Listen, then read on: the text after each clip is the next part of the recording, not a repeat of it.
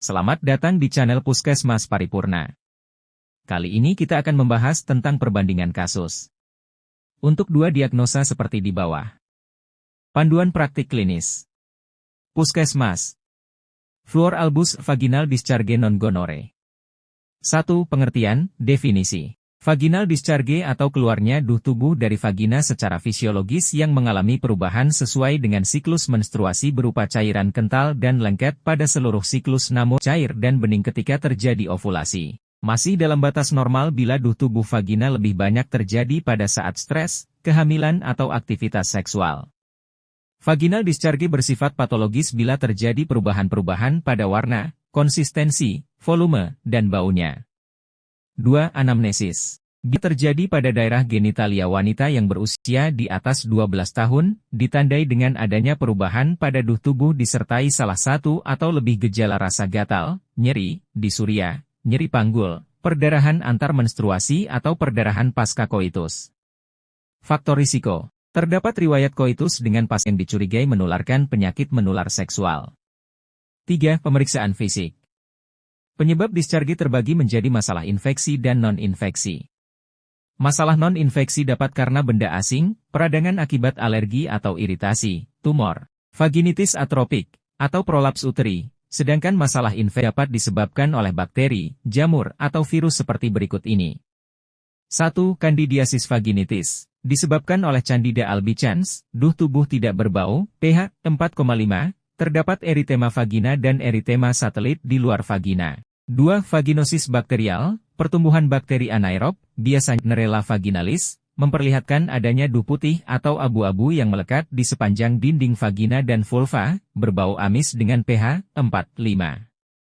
3. Cervicitis yang disebabkan oleh chlamydia, dengan gejala inflamasi serviks yang mudah berdarah dan disertai duh mukopurulen. 4. Trichomoniasis, seringkali asimptomatik, kalau bergejala, tampak duh kuning kehijauan, duh berbuih, bau amis dan pH 4,5. 5. Pelvic inflammatory disease, PID, yang disebabkan oleh chlamydia. Ditandai dengan nyeri abdomen bawah, dengan atau tanpa demam. Cervicitis bisa ditandai dengan kekakuan aneksa dan fix pada nyeri angkat palpasi bimanual. 6. Lichen planus. 7. Gonore.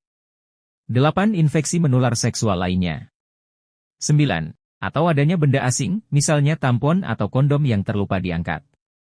Periksa klinis dengan seksama untuk menyingkirkan adanya kelainan patologis yang serius. 4. Pemeriksaan penunjang. Swab vagina atas, high vaginal swab, tidak terlalu berarti untuk diperiksa dan tidak dapat dilakukan di puskesmas, kecuali pada keadaan keraguan menegakkan diagnosis, gejala kambuh, pengobatan gagal, atau pada saat kehamilan, postpartum, postaborsi dan postinstrumentation. 5. Kriteria diagnosis. Diagnosis ditegakkan berdasarkan anamnesis, pemeriksaan spekulum, palpasi bimanual, uji pH duh vagina dan swab, bila diperlukan.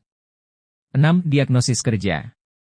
Fluor albus vaginal discharge non gonore. 7. Diagnosis banding. 8. Penata laksanaan. Pasien dengan riwayat risiko rendah penyakit menular seksual dapat diobati sesuai dengan gejala dan arah diagnosisnya. Vaginosis bakterial. 1. Metronidazol atau clindamycin secara oral atau per vaginam. 2. Tidak perlu pemeriksaan silang dengan pasangan pria. Bila sedang hamil atau menyusui gunakan metronidazol 400 mg 2x sehari untuk 5-7 hari atau per vaginam. Tidak direkomendasikan untuk minum 2 gram per oral. 4. Tidak dibutuhkan peningkatan dosis kontrasepsi hormonal bila menggunakan antibiotik yang tidak menginduksi enzim hati. 5. Pasien yang menggunakan IUD tembaga dan mengalami vaginosis bakterial dianjurkan untuk mengganti metode kontrasepsinya. Vaginitis kandidiosis terbagi atas. 1. Infeksi tanpa komplikasi. 2. Infeksi parah. 3. Infeksi kambuhan. 4. Dengan kehamilan. 5. Dengan diabetes atau imunokompromise. Penata laksanaan vulvovaginal kandidiosis. 1. Dapat diberikan azol antifungal oral atau per vaginam.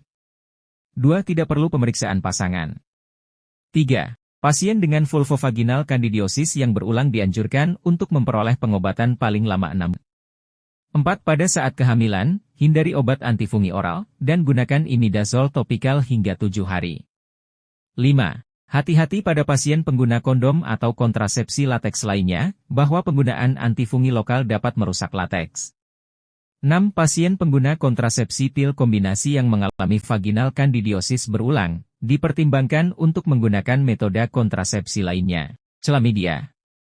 Dapat diberikan amoksisilin 500 mg 3x sehari untuk 7 hari atau eritromisin 500 mg 4x sehari untuk 7 hari. Trichomonas vaginalis. 1. Obat tromidazol, contoh metronidazol, efektif untuk mengobati trichomonas vaginalis. 2. Pasangan seksual pasien trichomonas vaginalis harus diperiksa dan diobati bersama dengan pasien. 3. Pasien HIV positif dengan trichomonas vaginalis lebih baik dengan regimen oral penata laksanaan beberapa hari dibanding tunggal. 4. Kejadian trichomonas vaginalis seringkali berulang, namun perlu dipertimbangkan pula adanya resistensi obat. 9. Edukasi. 1. Pasien diberikan pemahaman tentang penyakit, penularan serta penata laksanaan di tingkat rujukan. 2. Pasien disarankan untuk tidak melakukan hubungan seks selama penyakit belum tuntas diobati. 10. Kriteria rujukan. Pasien dirujuk apabila 1. Tidak terdapat fasilitas pemeriksaan untuk pasangan. 2. Dibutuhkan pemeriksaan kultur kuman gonore. 3. Adanya arah kegagalan pengobatan. 11. Prognosis. Prognosis pada umumnya dubia et bonum. Faktor-faktor yang menentukan prognosis, antara lain. 1. Prognosis lebih buruk apabila adanya gejala radang panggul. 2. Prognosis lebih baik apabila mampu memelihara kebersihan diri, hindari penggunaan antiseptik vagina yang malah membuat iritasi dinding vagina. 12. Referensi. Keputusan Menteri Kesehatan Republik Indonesia Nomor HK 0202 Menkes 514/2015 tentang panduan praktik klinis bagi dokter di fasilitas pelayanan kesehatan tingkat pertama. Vaginitis. 1. Pengertian, definisi. Vaginitis adalah peradangan pada vagina yang ditandai dengan adanya pruritus, keputihan, dispareunia, dan disuria. Penyebab vaginitis. 1. Vaginosis bacterialis. Bakteri Gardnerella vaginalis adalah bakteri ana yang bertanggung jawab atas terjadinya infeksi vagina yang non-spesifik. Insidennya terjadi sekitar 23,6%. 2. Trichomonas, kasusnya berkisar antara 5,1 hingga 20%. 3. Candida, vaginal candidiasis, merupakan penyebab tersering peradangan. Pada vagina jadi pada wanita hamil, insidennya berkisar antara 15 hingga 42%. 2. Anamnesis. Bau adalah keluhan yang paling sering dijumpai. Gejala klinis. 1. Bau. 2. Gatal, pruritus. 3. Keputihan. 4. Disnia. 5. Disuria. Faktor risiko. 1. Pemakai KDR. 2. Penggunaan handuk bersamaan. 3. Imunosupresi. 4. Diabetes mellitus. 5. Perubahan hormonal, misal, kehamilan. 6. Penggunaan terapi antibiotikum luas. 7. Obesitas. 3. Pemeriksaan fisik. Pada pemeriksaan fisik dapat ditemukan adanya iritasi, eritema atau edema pada vulva dan vagina. Mungkin serviks juga dapat tampak eritematos. 4. Pemeriksaan penunjang. Tidak dapat dilakukan puskesmas. 5. Kriteria diagnosis. Kriteria diagnostil. Sindroma. Normal. Vaginosis bacterialis. Vaginosis trichomoniasis. Vulvovaginitis candida. pH vagina. 3842,5. 4,5. 45, usually. Cairan vagina. Putih, jernih, halus. Tipis, homogen, putih, abu-abu, lengket, seringkali bertambah banyak. Kuning hijau, berbuih, lengket, tambah banyak. Putih. Seperti keju. Kadang-kadang tambah banyak. Uji WIF. Bau amis, koh. Tidak ada. Ada. Mungkin ada. Tidak ada. Tidak ada. Keputihan, bau busuk. Keputihan bau busuk vulva disuria. Gatal, panas keputihan. 6. Diagnosis kerja. Vaginitis. 7. Diagnosis banding. Vaginosis bacterialis, Vaginosis trichomonas, vulvovaginitis candida. 8. Penata laksanaan. A. Jaga kebersihan diri terutama vagina. B. Hindari pemakaian handuk secara bersamaan. C. Hindari pemakaian sabun untuk membersihkan daerah vagina yang dapat menggeser jumlah flora normal dan dapat mengubah kondisi pH daerah kewanitaan tersebut. D. Jaga berat badan ideal. E. Farmakologis. 1. Tata laksana vaginobakterialis. Metronidazol 500 mg per oral 2x sehari selama 7 hari. Metronidazol per vagina 2x sehari selama 5 hari. 2. Tata laksana vaginosis trichomonas. Metronidazol 2 gram per oral, dosis tunggal.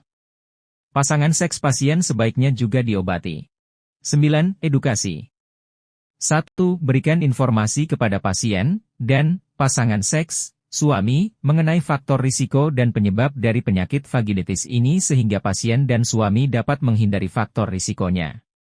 2. Informasikan pula pentingnya pasangan seks, suami, untuk dilakukan juga pemeriksaan dan terapi guna pengobatan secara keseluruhan antara suami istri dan mencegah terjadinya kondisi yang berulang. 10. Kriteria rujukan. 11. Prognosis.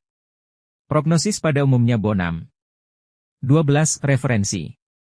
Keputusan Menteri Kesehatan Republik Indonesia Nomor 0202 Menkes 514/2015 tentang panduan praktik klinis bagi dokter di fasilitas pelayanan kesehatan tingkat pertama.